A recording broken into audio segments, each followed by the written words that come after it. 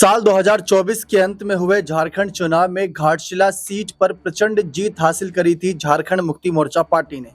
लेकिन रामदास सोरेन जी का निधन हुआ 15 अगस्त की देर रात को, जिसके बाद यह सीट खाली हो गई। ऐसी सिचुएशन में 6 महीने के अंदर इस सीट पर चुनाव होना है और इस क्षेत्र की जनता को उनका प्रतिनिधित्व करता यहाँ पर सौंपना है चुनाव आयोग। उसकी तैयारी भी शुरू कर दी गई है। जेएमएम से एकदम क्लियर है कि रामदास सोरेन के ही बड़े बेटे सोमेश सोरेन को टिकट दिया जाएगा। एक औपचारिक ऐलान करना बाकी है। लेकिन दूसरी तरफ भारतीय जनता पार्टी में अभी भी रसाकसी का खेल चल रहा है, कुछ फाइनल नहीं है।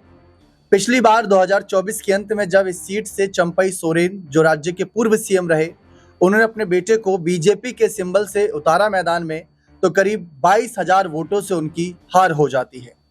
उसी के बाद सवाल शुरू हो जाते हैं कि क्या बीजेपी इन्हें फिर से मौका देगी, क्योंकि सीता मुर्मू सोरेन भी चुनाव जब हारी थी लोकसभा 2024 का, तो बीजेपी ने शिबू सोरेन जी की बड़ी बहू सीता को दूसरा मौका दिया था और विधानसभा चुनाव में उनको टिकट मिला था, लेकिन वहां पर भी वे हार गई।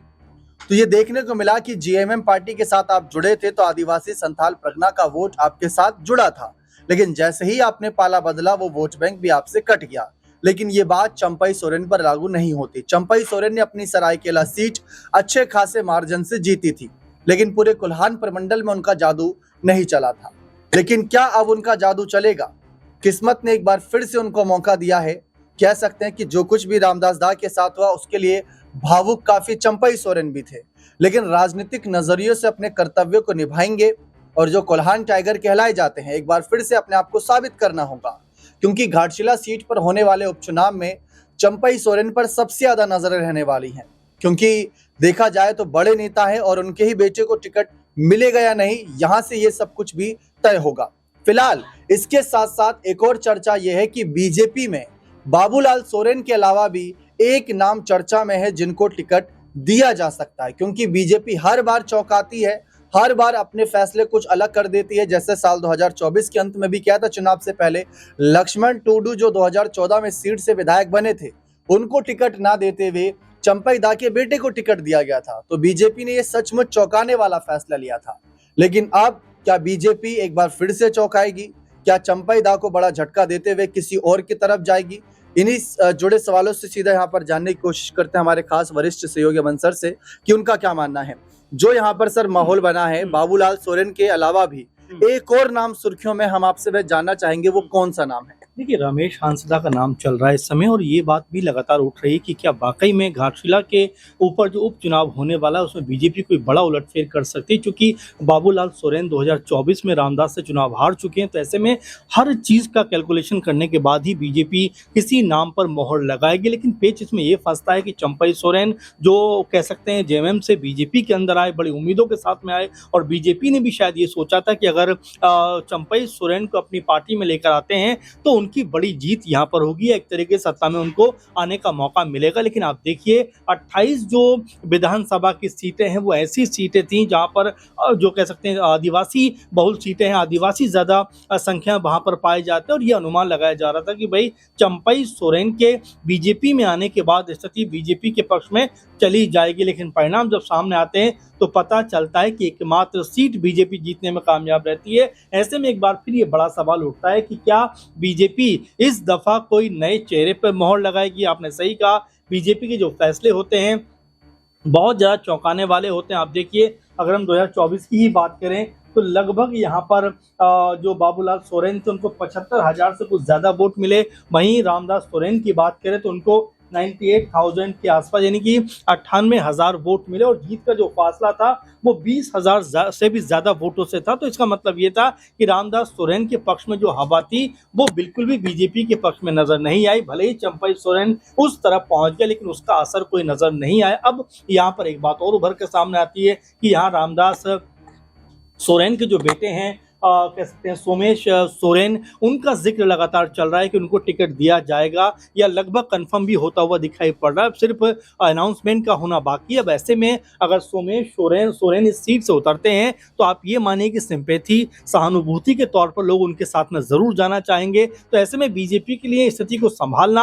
आसान नहीं होने वाला है, क्योंकि बीजेपी इस फिराक में जरूर होगी कि भाई अगर घाटशिला के ऊपर उपचुनाव होता है तो अगर ये सीट उनके पक्ष में आ जाती है, जो जख्म उनको विधानसभा चुनाव में मिले 2024 में, उस पर कुछ हद तक मरहम रखा जा सकता है। लेकिन अभी भी जो प्रत्याशी है वो कौन होना चाहिए, क्योंकि यहाँ पर अगर चंपई सोरेन के बेटे को एक बार फिर टिकट दिया जाता है तो ये बात भी उभर कर सामने आएगी कि जो बीजेपी लगातार परिवारवाद का विरोध करती रही है, तमाम सारे बयान देती रही है, आखिर क्यों झारखंड में एक सीट के ऊपर बारंबार पिता पुत्र की जोड़ी को आजमाते हुए दिखाई पड़ रही है। तो ये तमाम ऐसे पहलू हैं जिसको लेकर बीजेपी जरूर सोच में होगी और जरूर मंथन कर रही होगी। लेकिन दो नाम, खासकर बाबूलाल सोरेन की बात करें तो एक बड़ा नाम जो निकलकर सामने आता है रमेश हांसदा का, काफी मजबूत चेहरा माने जाते हैं, काफी सक्रिय भी रहे हैं घाटशिला के अंदर। तो ऐसे में हो सकता है बीजेपी यहाँ पर एक बड़ा फैसला करते हुए बाबूलाल सोरेन की जगह पर यहां किसी और को टिकट देती हुई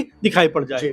देखा जाए तो भारतीय जनता पार्टी के पक्ष में यह चुनाव उतना नजर नहीं आ रहा, ऐसा राजनीतिक विश्लेषकों का कहना है। और कुछ का कहना है कि यह चुनाव बहुत ही कांटे की टक्कर का होगा। मुख्यमंत्री हेमंत सोरेन भी हाल फिलहाल में उसी क्षेत्र के करीब पहुंचे थे और उन्होंने वहीं के बगल के विधायक बहरागोड़ा के समीर मोहंती से बात करते हुए ये कहा था कि आप यहाँ पर भी ध्यान रखिएगा, आपके बगल का ही क्षेत्र है और यहाँ पर हमें ऐतिहासिक जीत दर्ज करनी है। लेकिन दूसरी तरफ राज्य के पूर्व सीएम रघुवर दास कहते हैं यहाँ पर हम बहुत ही टक्कर से चुनाव लड़ेंगे और जीत भी अपनी तय करेंगे। तो हर किसी पार्टी के अपने अपने दावे सामने आ रहे हैं। लेकिन अगर हम जेएमएम के पक्ष की बात करें तो पहला सहानुभूति वोट बैंक उनके साथ जुड़ा हुआ है, दूसरा हेमंत सोरेन राज्य के मुख्यमंत्री हैं, कई लाभकारी योजनाएं वहां के क्षेत्र की जनता के लिए अनाउंस कर सकते हैं जिससे कि वहां पर खेला बदल जाए। और तीसरा सबसे बड़ा जो यहाँ पर पॉइंट हमें देखने को मिल रहा है वो है कैंडिडेट को लेकर। जैसा कि यहाँ पर बताया जा रहा था पहले कि जेएमएम के पास लक्ष्मण टुडू भी हैं जो बीजेपी छोड़ जेएमएम में शामिल हो गए थे। साल 2014 में वह रामदास दा को हराकर इस सीट से विधायक बने थे। तो लक्ष्मण टुडू को भी आगे कर सकते थे, लेकिन लक्ष्मण टुडू, समीर मोहंती और साथ ही साथ कल्पना सोरेन, हेमंत सोरेन सब मिलकर सोमेश सोरेन को आगे बढ़ा रहे हैं, रामदास दा के बेटे को आगे बढ़ा रहे हैं, ताकि जनता का जुड़ाव जो रमेश दा से था वही जुड़ाव जो है सोमेश सोरेन से भी रहे। और सोमेश ने भी कह दिया कि राजनीति कोई सीख कर नहीं आता बल्कि यहीं पर अपने एक्सपीरियंस से, तजुर्बे से वह सीखता जाता है। तो वो उन्होंने क्लियर कर दिया कि ऐसे कोई अहंकार नहीं है उनके अंदर। अब इसी बीच सवाल ये रहेगा सर, चंपई सोरेन जिस तरीके से अभी हाल ही में हमने देखा सोशल मीडिया पर कुछ पोस्ट किए, अपने बेटे के साथ उन्होंने कुछ तस्वीरें साझा करी थी, ऐसा लग रहा था कि चुनाव जैसे ही लगा माहौल बनना है उनके बेटे भी फिर से सामने आने लगे। तो अगर टिकट नहीं मिलता है चंपई दा के बेटे को तो क्या यहाँ पर सिचुएशन बनेगी? देखिए दीपक, बिल्कुल इसमें कोई दो राय की बात नहीं है कि चंपई सोरेन अपने लिए जरूर भविष्य तलाश रहे हैं, खासकर अपने बेटे के लिए, कि भाई अगर वो घाटशिला में चुनाव में उतरते हैं, जीत अगर मिलती है उनको, तो कहीं ना कहीं जो उनका पॉलिटिकल करियर है वो स्टेबल होता हुआ दिखाई पड़ेगा। लेकिन अगर उनको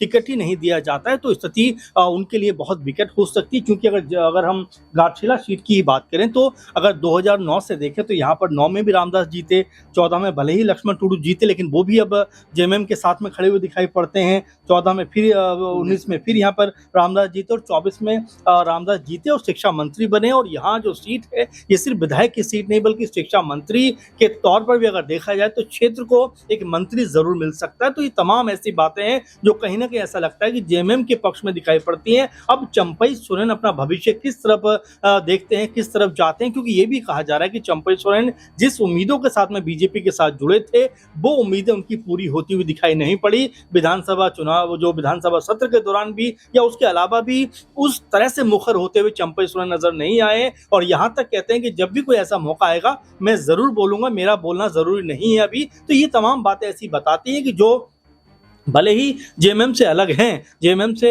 कह सकते हैं कि हटकर वो बीजेपी में शामिल हो गए, लेकिन अभी भी वैचारिकता के तौर पर कहीं ना कहीं जेएमएम के साथ जुड़े। आप देखिए 1991 से लगातार उन्होंने शिबू सोरेन के साथ में राजनीति की, एक लंबा चौड़ा उनका जो राजनीतिक करियर रहा है वो जेएमएम के साथ रहा, यानी कि पूरी राजनीति उन्होंने बीजेपी के खिलाफ की है। अब 2 साल से या 1 साल से वो बीजेपी के साथ जुड़ गए हैं तो इसका मतलब ये नहीं कि उनका वैचारिक जो कह सकते हैं पूरा ताना बाना है वो बदलता हुआ दिखाई पड़ेगा। ये भी उनके लिए कशमकश की बात है। और इसीलिए जिस तरह इरफान अंसारी ने भी ये बात कही कि अगर वो आना चाहें तो मैं उनकी तरफ से पैरवी कर सकता हूं, तो क्या ये भी एक कारण बन सकता है कि उनकी वापसी यहां पर होती हुई दिखाई पड़े, क्योंकि बीजेपी भी चाह रही है कि बाबूलाल सोरेन के अलावा भी किसी और नाम पर विचार किया जाए। जिससे परिवारवाद का ज्यादा शिकार ना बने बीजेपी, यही कारण हो सकता है। फिलहाल शिबू सोरेन जी का भी जिक्र करा तो उनका भी निधन हुआ था अगस्त के महीने में ही, और जेएमएम प्रमुख रहे हैं, जेएमएम निर्माता रहे हैं शिबू सोरेन, और उनके निधन के बाद ये पहला चुनाव है। तो उनके बेटे के रूप में और राज्य के मुख्यमंत्री के रूप में हेमंत सोरेन बिल्कुल ये चुनाव नहीं हारना चाहेंगे। ऐसी स्थिति में बीजेपी जीतना चाहती है, जेएमएम हारना नहीं चाहती, तो मुकाबला दिलचस्प बन गया है। देखते हैं आगे क्या माहौल बनता है। बने रहें चैनल के साथ, बहुत बहुत शुक्रिया।